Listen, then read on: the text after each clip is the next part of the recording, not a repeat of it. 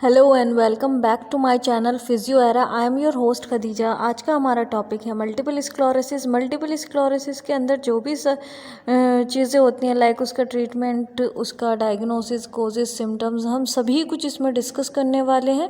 अगर आपको पूरा इन्फॉर्मेशन चाहिए हो मल्टीपल स्क्लेरोसिस से रिलेटेड तो आप इस वीडियो को एंड तक ज़रूर देखें, ये आपके लिए बहुत इन्फॉर्मेटिव रहने वाली है। तो बढ़ते हैं अपने वीडियो की तरफ, ठीक है। What is multiple sclerosis? Multiple sclerosis is a condition involving your CNS. Multiple sclerosis ऐसी कंडीशन है जो कि हमारे सेंट्रल नर्वस सिस्टम को क्या करती है, इन्वॉल्व करती है। और ये कंडीशन जो है हमारी क्रॉनिक कंडीशन है, ये बहुत वक्त से रह रही होती है। मीन्स ये हमें होते होते होती है, ऐसा नहीं है कि सडनली एकदम से हो गई। तो ये क्रॉनिक कंडीशन है, लॉन्ग टर्म कंडीशन है। इसमें क्या होता है, with MS your immune system attacks myelin. MS के जो पेशेंट होते हैं उनमें क्या होता है, उनकी जो इम्यून सिस्टम होती है वही उनके माइलिन पर अटैक कर देती है। मींस माइलिन क्या है, हमारा न्यूरॉन का या नर्व फाइबर्स का कवरिंग है, उसे कवर किए हुए होती है, उसकी आउटर लेयर है, प्रोटेक्टिव लेयर है। तो उस पर क्या होता है, उस पर हमारा इम्यून सिस्टम अटैक करने लगता है और उसे डैमेज करना शुरू कर देता है।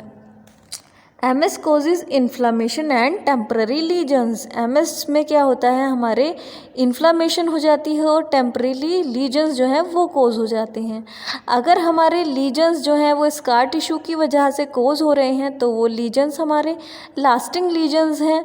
और हमारा जो लीजन्स या हमारे जो इन्फ्लामेशन है जिसकी वजह से हमारे माइलिन डैमेज हो गई है, तो वो क्या करता है, हमारे डैमेज होने की वजह से ब्रेन से जो हमारे बॉडी में सिग्नल्स आते हैं और हमारी बॉडी से जो ब्रेन में सिग्नल्स जाते हैं उनमें इंटरप्शन पैदा हो जाती है, उनमें डिस्टर्बेंसेस आ जाती हैं। Third point is there is no cure for MS but it's possible to manage symptoms. Manage करना, हम MS में हम सिर्फ मैनेज करते हैं सिम्टम्स को, इसका कोई एक पर्टिकुलर क्योर नहीं है, हम इसका कोई पर्टिकुलर हमारा ट्रीटमेंट नहीं अभी तक आया है और ना ही इसका कोई ऐसा पर्टिकुलर मेडिकेशन है और ट्रीटमेंट है। हम इसको क्या करते हैं, जो इसके सिम्टम्स आ रहे होते हैं पेशेंट को, उसी के अकॉर्डिंग इसका ट्रीटमेंट प्लान करते हैं और मेडिकेशन प्लान करते हैं। नेक्स्ट, ये हमारा सेंट्रल नर्वस सिस्टम का इमेज आपको दिख रहा होगा स्क्रीन पर। तो इसमें सेंट्रल नर्वस सिस्टम हमारा स्पाइनल कोड और ब्रेन से कंसिस्ट होता है। तो ब्रेन और स्पाइनल कोड के ये सारे पार्ट्स हैं। इन पार्ट्स में जो इनकी न्यूरॉन्स प्रेजेंट हैं उनकी माइलिन डैमेज होगी तो हमारा माइलिन की कंडीशन बन जाएगी। ये हमारा नर्व सेल है जो कि हेल्दी नर्व सेल है। इसके ऊपर आप देख सकते हैं कि माइलिन शीथ की कवरिंग है जो इसको प्रोटेक्ट कर रही है, ओके। और इसके ये और स्ट्रक्चर्स हैं, लाइक इसका न्यूक्लियस है, सेल बॉडी है, डेंड्राइट्स, एक्सोन हैं और एक्सोन टर्मिनल्स। तो ये एक हेल्दी न्यूरॉन था। इस एक पिक्चर से अब हम मल्टीपल स्क्लेरोसिस को समझ लेते हैं। स्क्लेरोसिस को आप देखिए, एक तरफ हेल्दी न्यूरॉन है और एक तरफ नर्व अफेक्टेड बाय MS। मतलब एक तरफ जो न्यूरॉन है हमारा वो मल्टीपल स्क्लेरोसिस से अफेक्टेड है। जो हमारा हेल्दी न्यूरॉन है उसमें आप देख रहे हैं कि आपके सिग्नल्स जो है, जो ये रेड कलर का एरो है, एकदम विदाउट एनी कट, एकदम कंटिन्यूस मोड में है। हमारे सिग्नल्स जो हैं वो एकदम कंटिन्यू जा रहे हैं। लेकिन आप इधर देखिए कि डैमेज हो गई है हमारी माइलिन, हमारे इम्यून सिस्टम ने अटैक किया है हमारी माइलिन पर, तो वो डैमेज हो गई है जिसकी वजह से हमारे जो सिग्नल्स हैं उनमें इंटरप्शन आ गया है। मतलब ये पल्स मोड में हमारे जा रहे हैं सिम्टम्स, ठीक। तो ये हमारा हेल्दी न्यूरॉन और नर्व अफेक्टेड बाय MS था। अब इसके कुछ सिम्टम्स होते हैं, कुछ सिम्टम्स होते हैं जो कि मल्टीपल स्क्लेरोसिस के और सिम्टम्स का एक चीज़ है कि वो वाइडली मतलब वो पर्सन टू पर्सन वेरी करते हैं, ठीक है। और जो हमारा नेचर ऑफ डिसीज़ है, हमारे डिसीज़ का नेचर क्या है, मीन्स अगर वो माइल्ड है तो क्या है, मॉडरेट, सीवियर, तो उसके अकॉर्डिंग हमारा सिम्टम्स हमको देखने को मिलते हैं। इसमें क्या होता है, they can also change in severity from year to year, month to month and even day to day. Means हमारी जो सिवियरिटी है वो चेंज होती चली जाती है day by day, year to year and month to month. हमारा जो सिवियरिटी है वो जैसे जैसे वक्त जाएगा वैसे वैसे वो बढ़ती चली जाएगी, चेंज होती चली जाएगी। यहाँ पे कुछ सिम्टम्स हैं जो कि एमएस में देखने को मिल जाते हैं, लाइक फटीग। तो हमारी जो नेशनल मल्टीपल स्क्लेरोसिस सोसाइटी है उसके अकॉर्डिंग 80% पीपल जो हैं, जो मल्टीपल स्क्लेरोसिस है जिनको, वो फटीग की शिकायत करते हैं। और फटीग जो है उसकी वजह से उनके डेली टास्क जो हैं वो मुश्किल हो जाते हैं मल्टीपल स्क्लेरोसिस के पेशेंट के अंदर। डिफ़िकल्टी वॉकिंग, डिफ़िकल्टी हो जाती है चलने में। डिफ़िकल्टी कैसे होगी, या तो हमारी नमनेस हो जाए लेग्स में और फिट में, या हमारा बैलेंस जो है वो डिफ़िकल्ट हो जाए और हमारी मसल जो है वो वीक हो जाए, मसल हमारी स्पास्टिसिटी बढ़ जाए मसल में, ठीक है। और हमारा डिफ़िकल्टी विद विजन, हमें देखने में प्रॉब्लम हो जाए और हमें डिफ़िकल्टी हो जाए चलने में। अगर हमें तो हमें क्या हो सकता है, हम गिर सकते हैं, हमें इंजरी हो सकती है। तो विजन प्रॉब्लम थर्ड पॉइंट है। विजन प्रॉब्लम जो है वो फर्स्ट सिम्टम होता है कुछ पेशेंट्स में, जो पहला सिम्टम होता है वो विजन का ही वो बताते हैं मल्टीपल स्क्लेरोसिस के। विजन प्रॉब्लम में क्या होता है कि हमारी एक आई भी अफेक्टेड हो सकती है, दोनों आइज़ भी अफेक्टेड हो सकती हैं। ये जो हमारा सिम्टम है, ये जो हमारा इशू है, ये आता जाता रहता है और ये वर्स होता रहता है और ज़्यादा टाइम के साथ साथ। और ये जो है हमारा और सिम्टम्स देखिए इसके अंदर। विजन प्रॉब्लम में हमें ऑप्टिक न्यूराइटिस देखने को मिल सकता है एमएस के पेशेंट में। ऑप्टिक न्यूराइटिस में क्या होता है कि पेशेंट जो है वो ब्लर देखने को मिल लगता है, उसकी एक आँख से उसे ब्लर दिखता है और उसे पेन होता है। और डिप्लोपिया भी हमें मिल सकता है। डिप्लोपिया में हमें दो दिखते हैं, डबल विजन हो जाती है। और निस्टैग्मस और involuntary movement of I, nystagmus या कह लीजिए हमारे आई का जो मूवमेंट है वो इरेगुलर हो जाए, मतलब हमारी आई बॉल खुद मूवमेंट करने लगे। और ब्लाइंडनेस की कंडीशन भी एमएस के पेशेंट में आप देख सकते हैं। फोर्थ पॉइंट है हमारा स्पीच इश्यूज़। स्पीच इश्यूज़ के अंदर क्या होता है, हमारे जो मल्टीपल स्क्लेरोसिस में लीजन्स है हमारे ब्रेन के अंदर, वो हमारे स्पीच को अफेक्ट कर देते हैं। स्पीच इशू को हम डायसार्थ्रिया भी बोलते हैं, मतलब difficulty in speech, also known as डायसार्थ्रिया।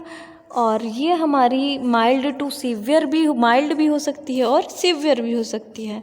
Symptoms जो हैं डायसार्थ्रिया के, उनमें क्या हमें देखने को मिलता है, हमारी स्पीच जो है वो स्लर्ड हो जाती है, हमारी स्कैनिंग स्पीच हो जाती है। स्कैनिंग स्पीच में क्या होता है कि हम जब बोल रहा होता है एमएस का पेशेंट, तो वो बीच में बोलते बोलते एक लंबा पॉज लेता है और फिर वर्ड्स जो हैं उसके याद करता है और फिर बोलता है, फिर बीच में एक पोज लेता है, तो वो बीच में पोज ले करके वर्ड्स याद कर करके बोलता है, ठीक कर करके बोलता है।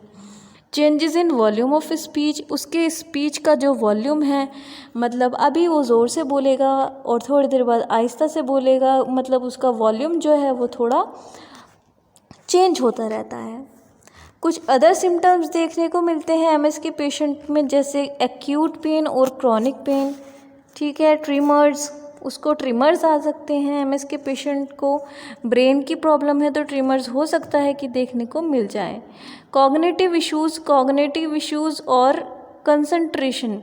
कॉग्निटिव इश्यूज़ में क्या इन्वॉल्व होता है, हमारा कंसंट्रेशन, मेमोरी और वर्ड फाइंडिंग से मीन्स है कि अगर हम बोल रहे हैं तो हमें एक पर्टिकुलर वर्ड याद नहीं आ रहा है तो हम वर्ड जो है सोचने लगते हैं और उसको सोचते रहते हैं।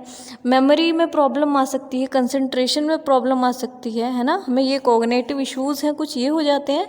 और डिफ़िकल्टी हो जाती है हमें चबाने में और अपना बाइट जो है उसे स्वेलो करने में, निगलने में। कुछ हमारे स्लीप इश्यूज़ की शिकायत करते हैं, उन्हें प्रॉपर नींद नहीं आ पाती है। कुछ पेशेंट्स जो होते हैं एमएस का जो ये सिम्टम है कि ब्लैडर कंट्रोल में प्रॉब्लम हो जाती है, मतलब हमारा जो ब्लैडर है वो यूरिन को कंट्रोल नहीं कर पाता है, उसमें जो यूरिन स्टोर हो रहा है वो कंट्रोल नहीं कर पाता है। ऐसा होता है किसी पेशेंट में कि वो यूरिन पास आउट हो जाता है, वो उनको पता भी नहीं चलता। ठीक, तो ये सिम्टम्स थे। नेक्स्ट ये आपको स्क्रीन पे दिख रहा होगा, इसमें जस्ट ये थोड़ा ब्रीफ दिया हुआ है कि सिम्टम्स, ये main symptoms of multiple sclerosis, ये एरिया के अकॉर्डिंग कौन कौन सी जगह पे सिम्टम्स रहेंगे, लाइक सेंट्रल में कौन से सिस्टम होंगे, विजुअल में क्या प्रॉब्लम आ जाएगी, कि विजुअल में क्या सिम्टम देखने को मिलेंगे, स्पीच में क्या सिम्टम, तो उसके अकॉर्डिंग ये सिम्टम है। आप स्क्रीन पोज करके इनको पढ़ लीजिएगा। और इधर अदर साइड में सीएनएस दिखाया गया है लेडी के अंदर, उसमें ब्रेन और स्पाइनल कोड दिखाया गया है जो कि सीएनएस कंसिस्ट होता है जिनसे। नेक्स्टली आपको माइलिन शीथ दिखाई हुई है एक हेल्दी नर्व के ऊपर, एक्सोन के ऊपर, ठीक है। और नीचे लिखा हुआ है in multiple sclerosis the myelin sheath which is a single cell वो whose membrane wrap around the axon is destroyed with inflammation and scarring. Multiple sclerosis में जो हमारी माइलिन शीथ है वो हमारे एक्सोन पे रैप रहती है, जिसकी वजह से एक्सोन पे ये रैप रहती है हमारे माइलिन शीथ, और ये एक्सोन जो है वो डिस्ट्रॉय होने लगता है इन्फ्लामेशन और स्कारिंग की वजह से। यही कंडीशन हमारी मल्टीपल स्क्लेरोसिस की होती है। नीचे हमारे डैमेज कैसे होता है माइलिन मल्टीपल स्क्लेरोसिस में वो दिखा रखा है। ये इमेज मैं आपको पहले दिखा चुकी हूँ, आप ऊपर जा कर के देख सकते हैं। तो मल्टीपल स्क्लेरोसिस में डायग्नोसिस हम इसको पता कैसे करते हैं, तो कुछ टेस्ट्स होते हैं जो कि फ़ॉलो किए जाते हैं, कुछ न्यूरोलॉजिकल एग्ज़ाम्स होते हैं, एग्ज़ामिनेशन होते हैं पेशेंट के जो फ़ॉलो किए जाते हैं, और उसकी हिस्ट्री ली जाती है। कुछ उसको टेस्ट जो हैं वो पर्टिकुलर टेस्ट होते हैं मल्टीपल स्क्लेरोसिस के लिए, वो कराए जाते हैं। तो उनमें हमने सबसे पहले लिया है एमआरआई। एमआरआई में हम देखता है, डॉक्टर डिटेक्ट करता है कि जो हमारे लीजन प्रेजेंट्स हैं हमारे ब्रेन और स्पाइनल कोड में वो एक्टिव हैं और इनएक्टिव हैं। तो नेक्स्ट था हमारा ऑप्टिकल कोहेरेंस टोमोग्राफी, OCT।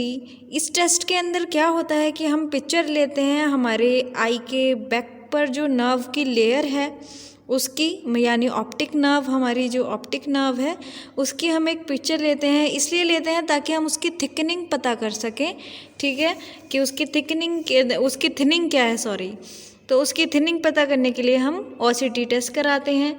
तो ये MRI में देखिए ये ब्राइटर और डार्कर स्पॉट्स जो हैं वो आपको दिख रहे होंगे इसमें, ठीक है। तो ये जो लीजन्स हैं, ये लीजन्स हैं हमारे वाइट मैटर भी हो सकते हैं, ये ग्रे मैटर में भी हो सकते हैं। इनका शेप ओवल भी हो सकता है और ये फ्रेम शेप्ड भी हो सकते हैं, ठीक है। तो ये वाइट लीजन्स आपको दिख रहे होंगे हमारे ब्रेन के अंदर, ठीक है। This is a brain with MS, जिसके अंदर ये वाइट स्पॉट्स हैं। नेक्स्ट अपना देखते हैं हम MRI अलग अलग पार्ट्स का, मतलब हमारे CNS के किसी भी पार्ट को ये अफेक्ट कर सकता है, तो उसी के अकॉर्डिंग इसके अंदर जो है देखने को मिलेगा पिक्चर्स में। देखिए यहाँ पे आपके पिक्चर A में यहाँ पे स्पॉट्स जो हैं वो अपर पार्ट में है, यह हमारा सुपीरियर व्यू है। ये हमारा साइड व्यू है B में, ठीक है। B में ये हमारे साइड व्यू में वाइट कलर के ये दिख रहेंगे लीजन्स, और इसमें C में हमारे CNS का अदर पार्ट है, D में हमारा स्पाइन है, ठीक है। ये सब अलग अलग जगहों पर हमारे लीजन्स मिल सकते हैं CNS के, मतलब ये CNS का कोई भी पोर्शन इन्वॉल्व कर सकता है। स्पाइनल टैप या लंबर पंचर, ये हमारा टेस्ट है। इससे ये जो टेस्ट है इसे हमारे डॉक्टर्स कराते हैं ताकि हमारा जो स्पाइनल फ्लूइड है उसमें जो एबनॉर्मेलिटी हैं वो देखी जा सकें और कुछ इन्फेक्शन तो नहीं है वो देखा जा सके। इसमें हमारे ओलिगोक्लोनल बैंड्स होते हैं, उनको भी देखा जाता है और हमारे MS को डायग्नोज किया जाता है इस तरह से। कुछ ब्लड टेस्ट होते हैं, ब्लड टेस्ट में हमारा देखते हैं हमारे डॉक्टर्स की ब्लड टेस्ट में कोई एबनॉर्मेलिटी नहीं है ब्लड में, जो कि इन्फेक्शन तो नहीं है या कुछ, तो हमारा MS की कंडीशन में ब्लड टेस्ट करवाते हैं डायग्नोस करने के लिए। हमारा विजुअल इवॉक्ड पोटेंशियल टेस्ट होता है, VEP टेस्ट होता है।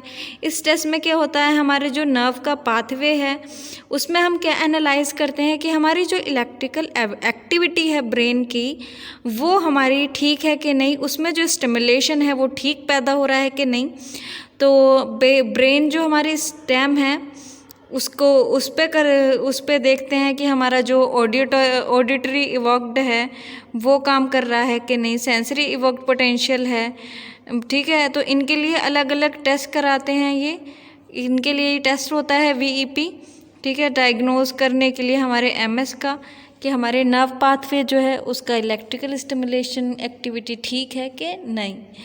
एमएस में क्या होता है कि हमारी डीमाइलिनेशन हो जाती है, ठीक है, हमारे डीमाइलिनेशन हो जाती है ब्रेन हमारे डिफरेंट पार्ट्स में, जैसे कि हमारा ब्रेन या स्पाइनल कोड के one area of your brain या स्पाइनल कोड या ऑप्टिक नर्व है ना, या फिर इससे एक से ज़्यादा एरिया हमारे इन्वॉल्व हो जाएं। डीमाइलिनेशन क्या होती है, हमारे माइलिन शीथ का जो है डैमेज हो जाना ही डीमाइलिनेशन है। तो ये नीचे demyelination is a process that prevents nerve from efficiency sending signals. मतलब डीमाइलिनेशन की प्रोसेस जब हो जाती है, हमारे माइलिन जो है हमारा जब डिस्ट्रॉय हो जाता है तो वो प्रिवेंट करता है हमारे सिग्नल्स को ब्रेन्स तक और ब्रेन से सिग्नल्स को बॉडी तक आने में। आगे चलते हैं, हम देखते हैं हमारे टाइप्स। ये 4 टाइप्स का होता है। Clinical isolated syndrome CIS, relapsing remitting multiple sclerosis and primary progressive multiple sclerosis, secondary progressive multiple sclerosis. ये 4 टाइप का हमारा मल्टीपल स्क्लेरोसिस था। इसका ट्रीटमेंट हम कैसे देखते हैं, इसका ट्रीटमेंट जो है वो मैंने आपको पहले बताया था कि इसका कोई क्योर अवेलेबल नहीं है, इसका कोई एक पर्टिकुलर मेडिकेशन या पर्टिकुलर ट्रीटमेंट अवेलेबल नहीं है। इसका जो हम ट्रीटमेंट है वो कैसे देते हैं कि मैनेज करते हैं हम सिम्टम्स को, और जो क्वालिटी ऑफ लाइफ है पेशेंट का जो डेली लिविंग है उसे इम्प्रूव करने की कोशिश करते हैं। यही इसके ट्रीटमेंट में हम प्रोवाइड कराते हैं। कुछ डिसीज़ मॉडिफाइंग थेरेपीज़ होती हैं DMT। इसमें क्या होता है कि हमारे स्लो प्रोग्रेसिव जो मल्टीपल स्क्लेरोसिस है, जो हमारा मल्टीपल स्क्लेरोसिस स्लो प्रोग्रेशन में है, उसका रिलैप्स रेट मतलब वो बार बार नहीं आ रहा है, उसका रिलैप्स रेट जो है जो बार बार एक चला गया मल्टीपल स्क्लेरोसिस वो फिर आ जाए, तो ये वाला जो रेट है वो कम है। तो उनके लिए हम ये DMTS जो है हमारा थेरेपी ये देते हैं।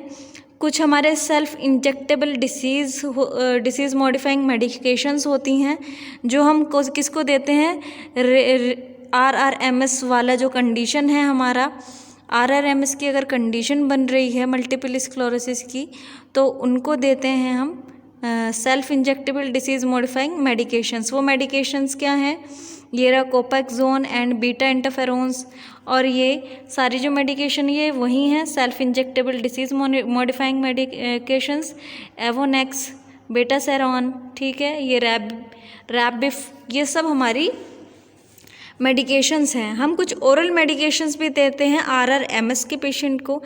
RRMS के पेशेंट को ये देखिए डिमिथाइल फ्यूमेरेट, ठीक है, और ये नीचे बाकी फिगोलीमॉड, टेरिफ्लूनोमाइड, इंट्रावीनस कुछ इन्फ्यूजन्स कर सकते हैं हम। इंट्रावीनस इन्फ्यूजन्स क्या है, LM2-ज़ोमैब, नेटलीज़ोमैब, मेटोजेंथोन, और ये कुछ हमारी कॉर्टिकोस्टेरॉइड्स हैं जैसे मिथिलप्रेडनिसोलोन, ठीक है, या एक्थार जेल।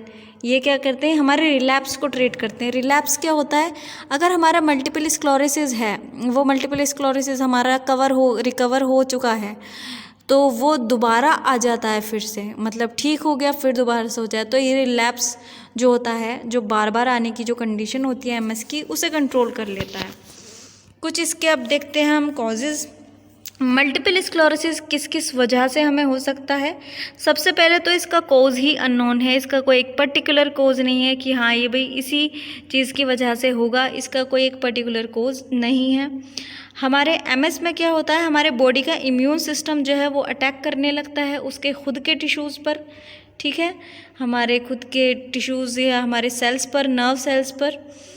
MS की कंडीशन में हमारा इम्यून सिस्टम जो है वो डिस्ट्रॉय होने लगता है या उसमें माल फंक्शनिंग आने लगती है, जिसकी वजह से हमारा जो फैटी सब्सटेंस है वो हमारे प्रोटेक्टिव नर्व फाइबर यानी हमारी जो माइलिन है उसे कोट कर लेता है, और क्या होता है हमारे ब्रेन और स्पाइनल कॉर्ड में जो है हमारे प्रॉब्लम आ जाती है, हमारे मल्टीपल स्क्लेरोसिस कोज हो जाता है। ठीक है, तो इम्यून सिस्टम जो है वो अटैक करेगा हमारी माइलिन पे, और हमारी माइलिन को क्या कर देगा, डैमेज कर देगा, डीमाइलिनेशन की कंडीशन पे आ जाएगा। नेक्स्ट पॉइंट, क्रोनिक इन्फ्लामेशन जो है leads to scar which causes neurological impairment. Chronic inflammation अगर हमारे रह रही है तो उसकी वजह से हमारे स्कार टिश्यूज़ बन जाएंगे। अगर स्कार टिश्यूज़ की वजह से हमारे लीजन्स बने हैं तो वो लीजन लास्टिंग लीजन्स होंगे। मैं आपको पहले बता चुकी हूँ, जो लास्टिंग लीजन्स हैं वो काफ़ी वक्त के लिए रहेंगे उस जगह पर, और ये कुछ न्यूरोलॉजिकल हमारी इम्पेयरमेंट आ जाएगी हमारे अंदर, हमारे कुछ न्यूरोलॉजिकल प्रॉब्लम्स शो होंगी, जैसे सॉलोइंग में प्रॉब्लम हो गया, स्पीच में प्रॉब्लम हो गया। ठीक है, और अगर हमें एज है, एज भी एक कोज है, एज की वजह से भी हमारा एज, हम ओल्ड एज में हैं तब हमको भी ज़्यादा चांसेस हैं एमएस के हमारा, क्योंकि इम्यून सिस्टम जो है वो वीक होने लगता है जैसे कि हमारी एज बढ़ती है। तो अगर इम्यून सिस्टम वीक होगा या डिसफंक्शनिंग आ जाएगी उसके अंदर, तो वो हमारे माइलिन को अटैक कर सकता है, जिसकी वजह से हमारा जो है एमएस हो सकता है। तो एज भी एक कोजिंग फैक्टर है।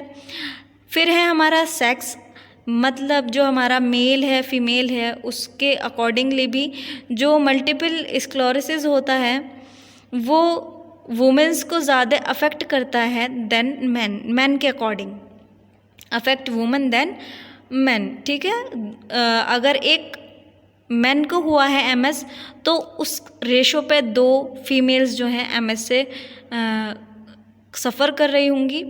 स्मोकिंग जो है ये भी एक कोज है, जो लोग स्मोकिंग करते हैं उनमें भी एमएस डेवलप होने के चांसेस हैं। उनमें जो लीजन्स हैं वो हो सकते हैं ब्रेन में, है ना, और उनके जो स्मोकर्स हैं उनका ब्रेन जो है वो श्रिंक हो जाता है। ठीक है, नॉन स्मोकर्स के अकॉर्डिंग अगर देखा जाए तो इन्फेक्शंस लाइक एक्सपोजर हो जाए हमारे वायरस का, हमारे वायरस जो हैं उनका एक्सपोजर हो जाए। ठीक है, वायरस भी कौन सा, EBV, एप्स्टीन बार वायरस, और हमारा मोनोन्यूक्लियोसिस जो है वो, इसकी वजह से क्या होगा, हमारे जो पर्सन है जिसके अंदर ये वायरस जो है वो एक्सपोज हो गया है तो उसे रिस्क रहेगा मल्टीपल स्क्लेरोसिस का होने का। कुछ हमारे विटामिन डी डिफिशियंसी की वजह से भी होता है। विटामिन डी डिफिशियंसी जो है, विटामिन का लेवल डी का जो है वो कम हो जाए तो हमारा इम्यून सिस्टम जो है वो वर्क प्रॉपर नहीं कर पाएगा, उस पर अफेक्ट आएगा, और उस पर अफेक्ट होने की वजह से हमारे माइलिन को डिस्ट्रॉय वो कर सकता है, हमारी माइलिन को अटैक कर सकता है। विटामिन B12 डेफिशिएंसी, हमारे बी जो है, विटामिन बी जो है वो यूज़ किया जाता है माइलिन को प्रोड्यूस करने के लिए। हमारा जो विटामिन बी है वो प्रोड्यूस करता है हमारा माइलिन। अगर हमारे इस विटामिन की कमी हो जाए तो हमारा इंक्रीज़ हो सकता है रिस्क एमएस होने का। ठीक है, मल्टीपल स्क्लेरोसिस जो है वो हो सकता है विटामिन B12 डिफिशियंसी हो जाए अगर, तो ये भी इसका एक कोज था। अब देखते हैं हम प्रिवेंशन, हम प्रिवेंट कैसे कर सकते हैं एमएस को। हम मेडिकेशंस, अगर हमारी कुछ ऐसी मेडिकेशंस चल रही हैं जो हमारे लिए हार्मफुल हैं या जो हमें एमएस की कंडीशन में हमें ले जा सकती हैं, तो हम वो मेडिकेशन जो है उन्हें रोक देंगे। अगर पेशेंट जो है अनहेल्दी डाइट ले रहा है या वो ओबेज है या वो सेडेंट्री लाइफ स्टाइल फॉलो कर रहा है, सबसे पहले तो हम उसका डाइट ही चेंज करेंगे। अगर उसका हेल्दी डाइट नहीं है तो उसके डाइट में हर चीज़ प्रॉपर होनी चाहिए। लाइक विटामिन डी भी एक कोज था, विटामिन B12 भी कोज था हमारे एमएस होने का। तो हम ये ध्यान रखें कि उसकी डाइट में प्रॉपर विटामिन्स हों। ठीक है, उसकी डाइट पूरी एकदम हेल्दी हो, उसमें सारे न्यूट्रिएंट्स एकदम बैलेंस्ड हों, और हम उसको एक्सरसाइज जो है अगर वो नहीं करता है या फिर कोई ऐसी एक्सरसाइज है जो वो कर रहा है तो हम उसके अकॉर्डिंग उसका एक एक्सरसाइज प्लान बनाएंगे जो उसको सपोर्ट करेगा, एमएस को प्रिवेंट करेगा। ठीक है, मेडिटेशन की नीड है क्योंकि ब्रेन में प्रॉब्लम है, ज़्यादा से ज़्यादा मेडिटेशन करेगा वो तो उसको प्रिवेंट कर सकते हैं हम। एमएस को काफ़ी हद तक हम उसे मसाज कर सकते हैं। ठीक है, उसे अगर प्रॉब्लम है किसी ऐसे एरिया पे प्रॉब्लम हो गई है जहाँ उसके मसाज से रिकवर की जा सकती है, तो एमएस को प्रिवेंट किया जा सकता है, तो हम उसे मसाज भी प्रोवाइड कराएंगे प्रिवेंशन के लिए। तो रिस्क फैक्टर क्या क्या है, क्या क्या चीज़ हैं जो हमारे लिए रिस्की हैं, जो हमारे लिए रिस्क पैदा करती हैं कि हमें एमएस हो जाएगा। अगर हम ओबेज हैं, अगर हमें ओबेसिटी है, हमारा वेट जो है वो ज़्यादा है, ठीक है, तो हमारा वेट जो है वो भी एक कोज रिस्क फैक्टर है, ठीक है। हमारे सर्टेन इन्फेक्शन, अगर हमें कोई इन्फेक्शन हो गया है, कोई ऐसा इन्फेक्शन हो गया है जिसकी वजह से हमें एमएस की कंडीशन आगे चल के ना बन जाए, तो इस तरह के इन्फेक्शंस को रोका जाए, वरना वो इन्फेक्शन क्या पता वो रिस्क फैक्टर बन जाए एमएस के लिए वो रिस्क फैक्टर बन के जाए, रिस्क फैक्टर है वो एमएस के लिए। स्मोकिंग अगर कोई पर्सन स्मोकर होता है, मैंने आपको कोजेज़ में भी बताया कि स्मोकर्स जो होते हैं उनको भी क्या कहते हैं, हमारा कंडीशन बन जाती है एमएस की। ये कोज भी है और ये रिस्क भी है। स्मोकिंग रिस्क है एक कि हमें एमएस ना हो जाए। कुछ ऑटो इम्यून डिसऑर्डर, अगर कुछ डिसऑर्डर्स ऐसे हैं जो हमारी इम्यून सिस्टम से रिलेटेड हैं, तो वो हमारे एमएस को कर सकते हैं कोज, लाइक टाइप 1 डायबिटीज़ मेलाइटिस या रूमेटॉइड अर्थराइटिस। अब हम देखते हैं इसका कॉम्प्लिकेशंस, इसमें क्या क्या कॉम्प्लिकेशंस हमें आ सकती हैं। हमें कॉम्प्लिकेशन क्या आएंगे, पेशेंट के अंदर मोबिलिटी इश्यूज़ देखने को मिलेंगे। मोबिलिटी इश्यूज़ जो हैं वो किस वजह से आ जाएंगे कि उसकी फ़िज़िकल एक्टिविटी जो है वो कम हो जाएगी। फ़िज़िकल एक्टिविटी कम क्यों होगी, क्योंकि आपने देखा था सिम्टम्स ये थे उसके कि वॉकिंग में प्रॉब्लम है, तो वॉकिंग में प्रॉब्लम होगी अगर, तो फिज़िकली वो एक्टिव नहीं रहेगा क्योंकि वो चल नहीं पाएगा, तो ये भी एक तरह की कॉम्प्लिकेशन है, ठीक है। और हमारा कुछ हेल्थ प्रॉब्लम कोज हो सकती हैं इसकी वजह से, अगर हमारी मोबिलिटी या फिज़िकल एक्टिविटीज़ कम हो जाएं।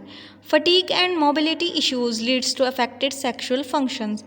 हमें सिम्टम देखने को मिले थे फटीग के, और मोबिलिटी जो थी, हमारी वॉकिंग डिफ़िकल्टी जो थी वो आ गई थी, जिसकी वजह से हमारे जो सेक्सुअल फंक्शंस हैं, हम जो सेक्सुअली इंटीमेट करते हैं उसमें हमारे प्रॉब्लम्स आएंगी, क्योंकि हमारा मूवमेंट जो है, हमारी मोबिलिटी जो है वो इशू बन चुकी है, और हमें जो है थकान हो जाती है, हम थोड़े थोड़े टाइम बाद थक जाते हैं, या हम फटीग फील करते हैं ऑल टाइम। तो हमारी सेक्सुअल एक्टिविटीज़ में जो है, हमारे सेक्सुअल फंक्शंस जो हैं वो अफेक्ट ज़रूर होंगे। एंड डिप्रेशन भी एक कॉम्प्लिकेशन है, ठीक है।